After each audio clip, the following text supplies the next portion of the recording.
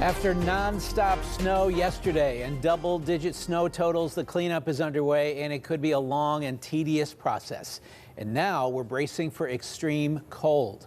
Thanks for joining us at 5. I'm Ken Rice. And I'm Christine Sorensen. Hundreds in the area are already adjusting their schedule for tomorrow when it comes to closing schools.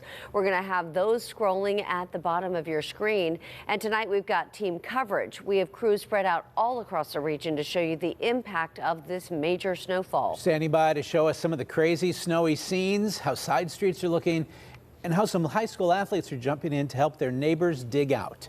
But right now, let's bring in First Alert meteorologist Ray Petlin and Rob Wilson. Yeah, let's get the latest on how much snow fell and how cold it's about to get. Yeah, this is one of those situations where we had a lot of snow yesterday, one of the biggest snows in 16 years, and the 12th biggest on record. And we still have some of this scattered snow trying to float around right now. But the amounts of snow, that was a big time thing that we've had across the region that everyone's digging out. And Rob, what are some of the numbers people are digging from?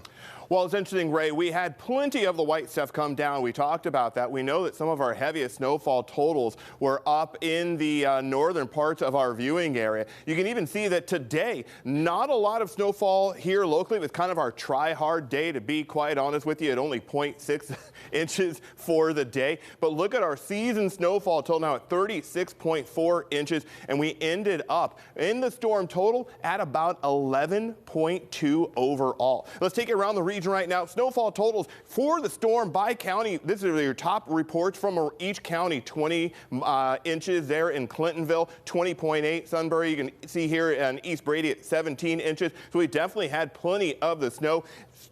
Totals lower a little bit as you head your way to the south. McCandless 14.3, North Irwin at 14.6. And again, down here along the border where there was a little bit more moisture, a little more warm air, and we're talking about degrees here, right? But you end up somewhere in the 10 to 12 inch range. But now it's all about the cold air that is on the way, as we're going to see wickedly cold wind chills. Ray has got that for you next. Yeah, and let me tell you, Rob, with those numbers that you just showed everybody and the dig out that's going to be coming with that, this is one of those times where you need to respect the parking chair, because those who went out and dug out don't want to do it in the cold again tomorrow. So here's the situation that we have. Cloudy skies, some light snow in Pittsburgh right now, very icy setup on the three rivers as our temperatures have taken quite the hit. We do have some exceptionally cold air moving in, and with it some winds that are going to accompany it. So tonight into Tuesday morning, we are going to see a cold snap that brings us some dangerously cold temperatures, wind chills of minus 20 to minus 25, and this could lead to frostbite. And of course, with the cold nature of the air, it's going to lead to a slowing of the ice melt. So if you're just using traditional salt, it is not going to work with the temperatures that we have tonight. You need those extra chemicals in there. Right now, our temperatures are in the mid-teens with scattered snow around the region, but the winds, these are sustained or consistently blowing at about 10 to 20 miles per hour in most cases, and that's giving us wind chills already down to 2 in Pittsburgh, 2 in Connellsville, 2 in Washington.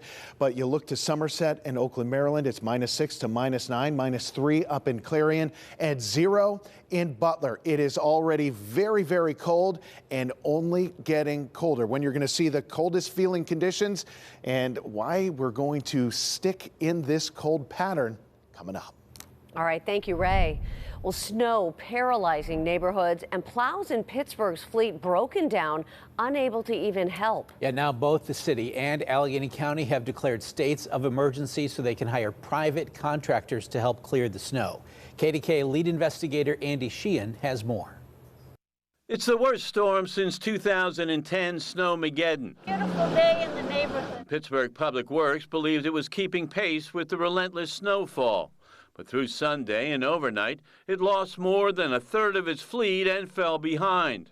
Some neighborhoods remain paralyzed with impassable streets. We are now declaring a state of emergency in the city of Pittsburgh. In declaring the state of emergency, Mayor O'Connor says he'll dip into emergency reserves to pay independent contractors to help with the removal and disposal of snow. This is something that we're not taking any chances on. So if we have to go into our reserves to save lives, we're doing it. The city started the snow fight with 95 plows, but as of this morning, the mayor said 37 had broken down and were in the garage for repair. Despite the hobbled fleet, the mayor had high praise for the drivers who've been working round the clock. Once they clear the main streets, he says, they'll clear the secondary ones and side streets. You look at the main roads, you know, they have gotten to them multiple times, and we can show you the data that supports that. We understand, you know, streets haven't been touched, and we're getting to them. But we just ask everybody to be patient. And when we had 95 trucks out, we were staying on top of it. But when you lose 37, that creates a problem. We've been reporting on the fleet's dire condition for more than a year now, but O'Connor says that's a discussion for another day. That's not the priority. It's not the talking points. Today is about how we get this city clean as fast as we can. Now, the combined public and private fleet will have their work cut out for themselves. The mayor says Public Works is now concentrating on those secondary streets, and the independent contractors will be focused on the business district. They hope to get them cleared in the next few days, but it's going to be a lot of work. For sure. Andy, thank you. Now, the snow that is still out on the side streets is a real headache for people. Many people right now, no doubt, trying to figure out how they're going to get to work or get their kids to school in the morning. Chris Hoffman joins us live from Brookline. And Chris, what are you hearing from people there? Ken, I mean, there's obviously a sense of frustration. Some people down here are more or less used to it at this point. And here's what we're looking at. We're at the corner of Bel Air Avenue and Glenarm Avenue in Brookline. And you can see, like, you know, you got, which one's this? This is Bel Air. You know, passable. You at least got a lane. But then as we go through the rest of the intersection, you have Glenarm here that that's a little less than desirable. You pretty much have where someone drove through, created a couple tire tracks. That's what people have been following. Maybe a truck has been through here because it's not as deep, but it's been some time since a truck came through here. Then you have the other end of the extreme. Once again, on Bel Air Avenue, where you can see the pavement, you can get down the hill. Granted, it's probably only wide enough for one car, but you can get down the hill in a much safer manner than you just saw there. So that's pretty much the extremes we're looking at, where some side streets just at this intersection are showing the extremes of some in better shape than others. And for many in the South Hills community, this is something they become accustomed to. Now, when we were driving around, we saw, again, some side streets are in much better shape. Main roads were fine. West Liberty, Brookline Boulevard, there was no issues there. We saw another one just like Glenarm here. It was Clemesha Avenue. It had several inches of snow on it. It was almost impossible to drive on.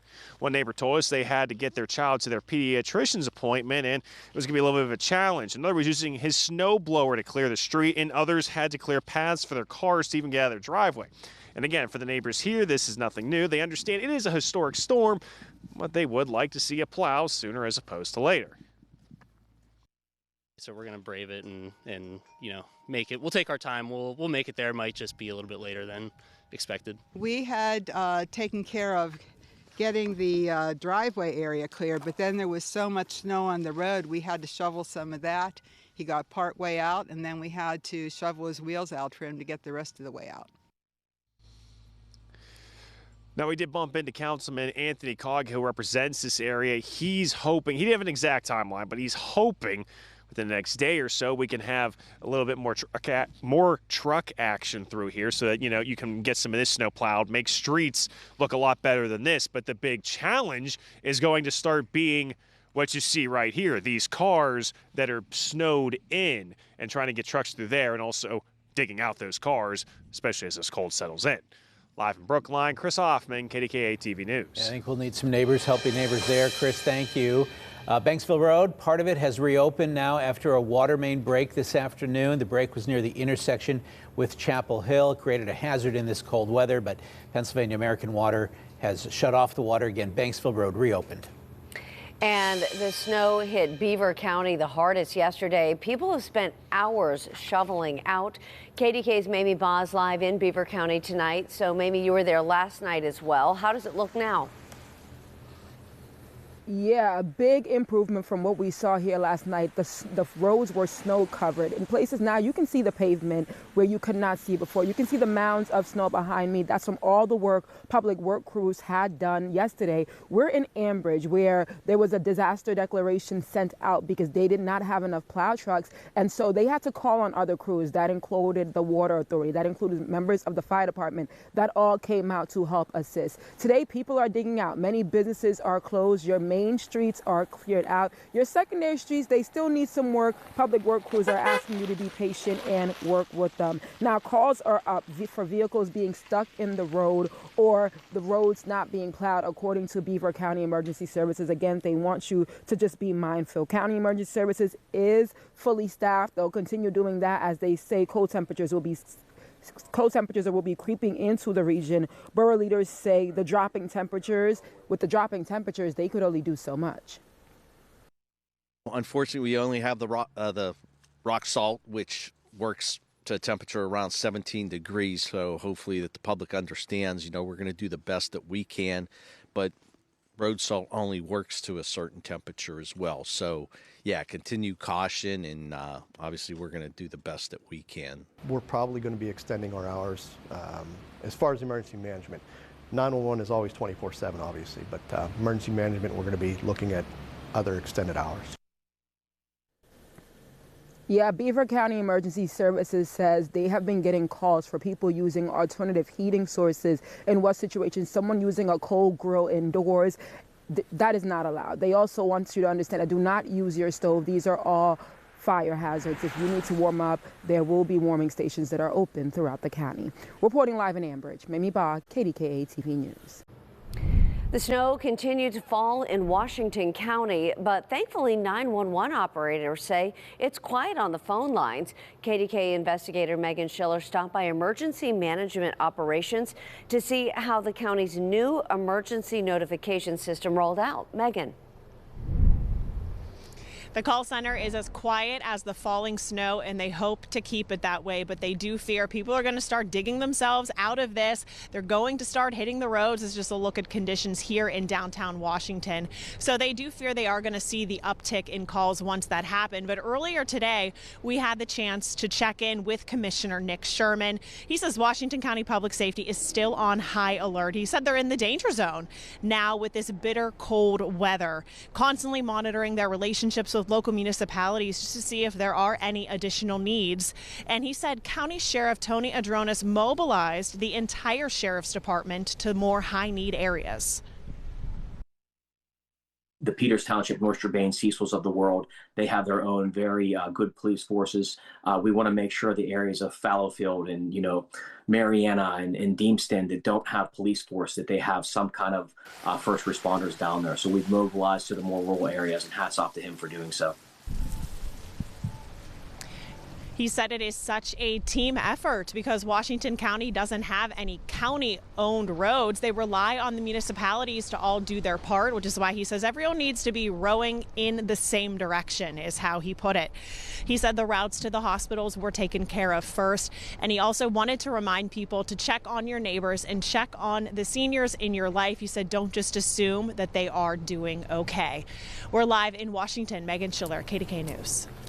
Megan, thanks. Keeping an eye on Westmoreland County with a look at where crews in Greensburg are taking some of the snow that they clear out. Chris DeRose is live in Greensburg to tell us. Chris, is it Cleveland? Is that where they take it?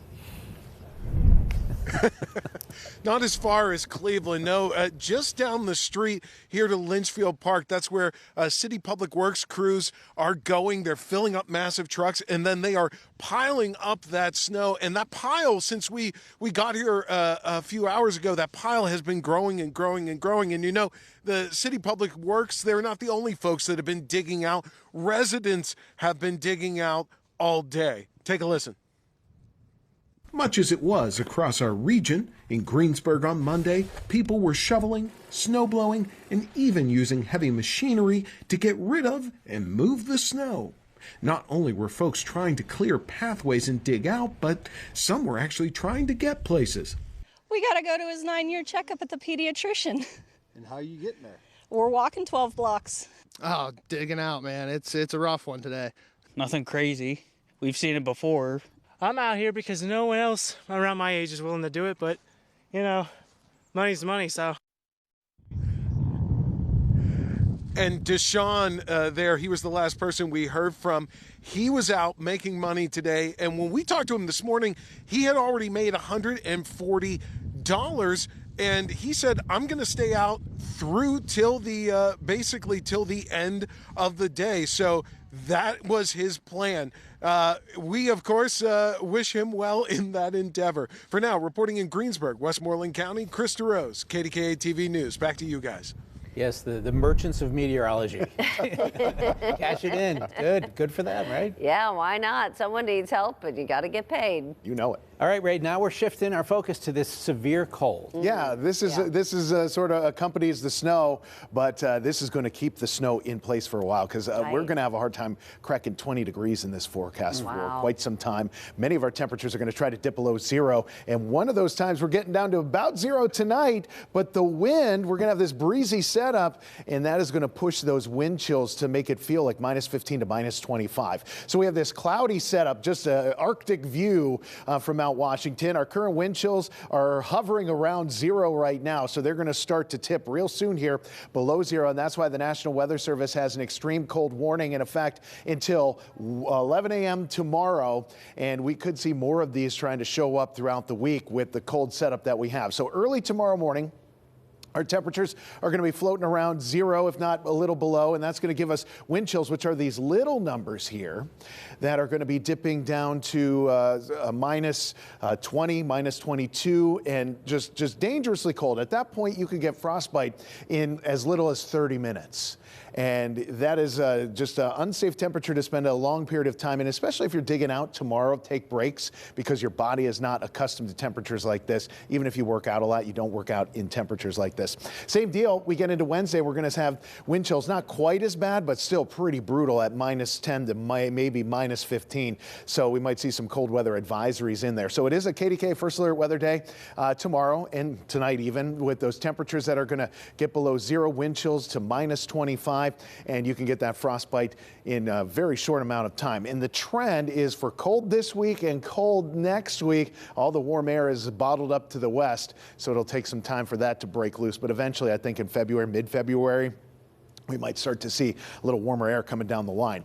Scattered snow showers, these are just little pulses here and there. While they could put down a quick coating, it's nothing like we had yesterday, and it's probably going to feel like nothing compared to the large amounts of snow that we've had. We clear it out, and we're going to be fairly quiet until tomorrow afternoon, tomorrow evening, when we catch another little push of snow. And what we see between now and Wednesday evening is generally 1 to 2 inches because it's going to be that fluffier, really light snow. You might see 2 to 4 up in the ridges are closer to Erie, but this is not big snow that we're looking at. The cold is the bigger part of this story. So going down to zero, dangerously cold once you factor in the winds, because those wind chills, again, -15 to -25. Very, very cold. Don't leave the pets outside too long with a setup like that. We'll see the skies turn partly cloudy for a bit, but I think those clouds will start to roll back in. And you can see here through the week, we have these very cold conditions, highs only in the mid-teens through Thursday. And then we don't even get to say teens on Friday. And look at that low Friday, -8. You're reading that right. Possibly a First Alert weather day there. We'll get more high resolution modeling on the temperatures coming up for Friday into Saturday, but both possible KDKA First Alert weather days. Temperatures do come up a little bit. And a week from now, if we're lucky, and you eat all your vegetables, we'll hit 28 degrees. Okay, we're going to head outside now. Jennifer Barrasso joins us from the KDKA First Alert Weather Lab. Yeah, Jen, tell us where you are and what you're seeing. Well, hey, Christine. Hey, Ken. We are live along McKnight Road here. And there, as you can see, a lot of traffic going on McKnight Road. The roads are pretty good here. We've seen plows come through. Ross Township saying that the cleanup will continue over the next several days.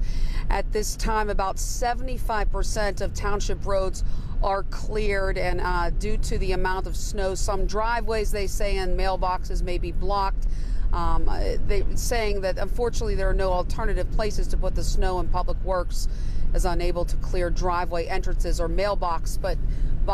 But as you can see, this is a heavily traveled area. What this looked like hours before is a lot different now. We'll send it back to you guys in the studio. This is Jennifer Barrasso. Well, the cold is moving in now that the snow has stopped falling. It's good to have you with us at 5:30. I'm Ken Rice. And I'm Christine Sorensen. Multiple school districts have already canceled classes or scheduled classes for tomorrow.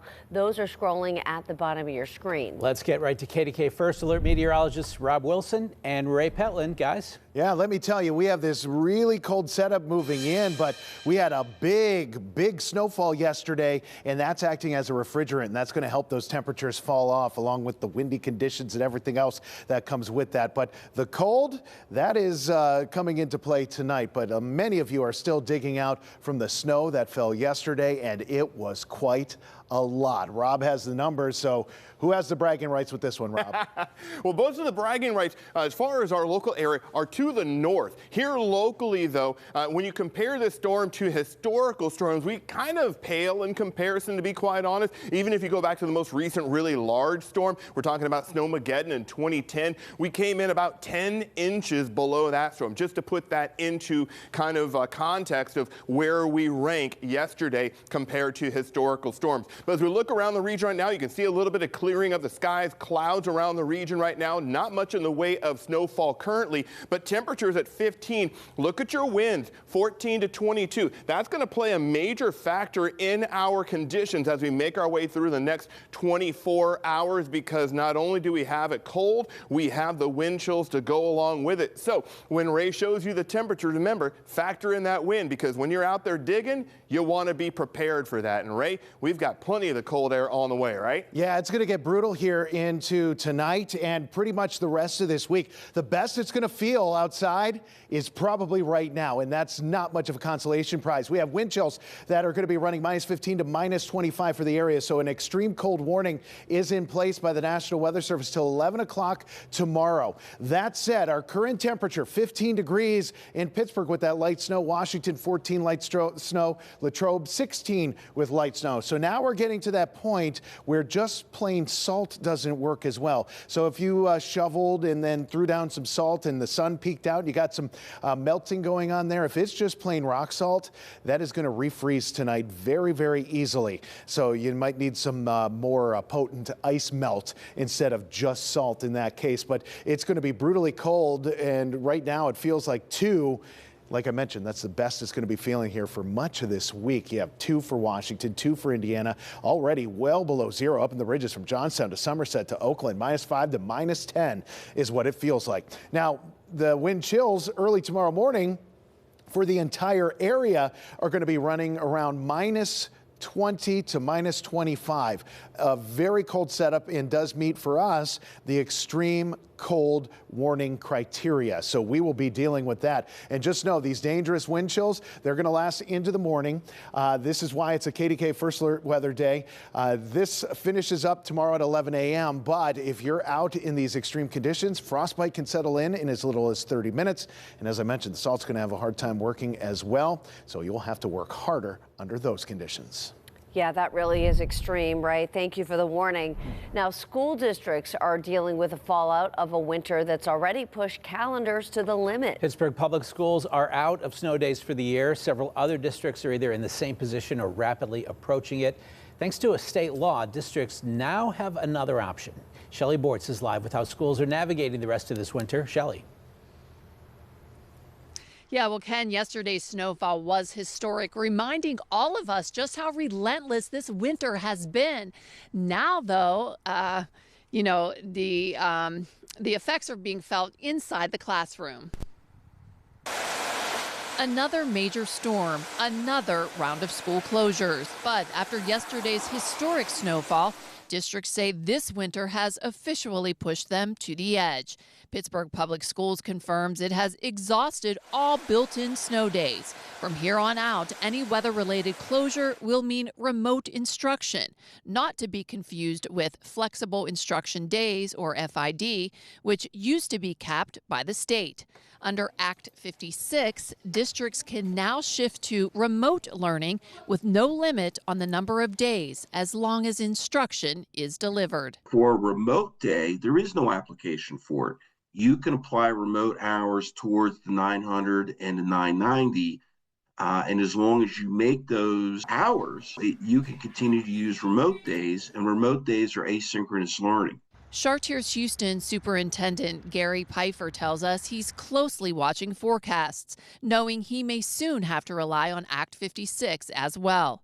Other districts we've reached out to, including Charleroi and Laurel Highlands, tells us they're in similar positions, either already out of snow days or down to their final one after a winter filled with repeated storms.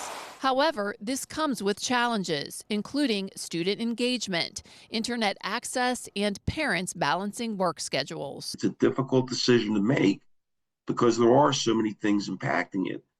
But in the end, you always want to err on the side of caution and safety. And you know, the fear that somebody could be injured. With a state of emergency declared, districts note the governor has previously waived the requirement to make up missed school days during extreme weather. So there may be some forgiveness of days owed for that 900, 990 hours based on the emergency declaration. But I haven't seen anything yet, but past practice, that's happened. So some schools may have some latitude with that.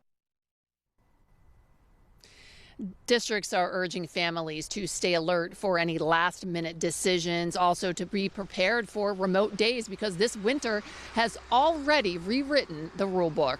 Reporting live in Houston, Shelley Bortz, KDKA-TV News. Yeah, that is for sure. Shelley, thank you. Well, there are a lot of people buried in a lot of snow throughout our region. Some have no idea how they'll dig out, especially people who are older or who have physical challenges. That is, unless they live in the South Allegheny School District. Barry Pinter has the story of a large group of students giving back by digging out. Yeah, it's really nice to see these young people helping their parents or grandparents out, shoveling snow, digging out from this winter storm, right? Well, actually, they're shoveling snow for someone they don't even know. And it's all part of an amazing program that one of our area schools has put into action. I told you had to fix your hair. Your hair's a mess? My hair's a little messy. You don't want to be on the news when your hair's a mess? Maybe. But you're doing such a good thing. And that, the understatement. This army of students from the South Allegheny School District are spending their days and their own time helping dig out residents in need in their community. It is. I've done a lot of houses today. And why are you doing it? Just because, to be honest, like, there's a lot of older folks out there that, you know, can't really do it. This Facebook post that tells people who live here how to sign up is how it happens. Well, I think it teaches them a lot of things about character and about helping others. It started a few years ago with 5 students. Now it's mostly athletes from all sports, guys and girls, and other non-sports students here too. Helping out the community, they always support us at our school and everything that happens. And it's just giving back to the community. In both the sports that, you know, I coach football and wrestling, I think the school too, we just really push kids developing their character. You know, it's really important to understand community, why it, you know, to help people out when they're in need, just to grow them as, you know, young men and young women. Even in these freezing temps, they're breaking a sweat, and I might say breaking stereotypes that can follow this generation. These are the cream of the crop, the best of the best, selflessly giving. No, Nolan, seriously, why are you doing it? Dig down deep if you can. Tell me, why are you out here sweating like this, doing this work? It makes you feel good. On these days where we're not doing anything, we're at home, it gives us a good feeling to go help out the people who are in need the most. And I can already hear all the human resources and hiring managers out there saying, give me their names, because As that one homeowner says, it builds character, and we're talking about an amazing new generation coming up doing this great thing. Reporting in Glassport, Barry Pintar, KDKA-TV News.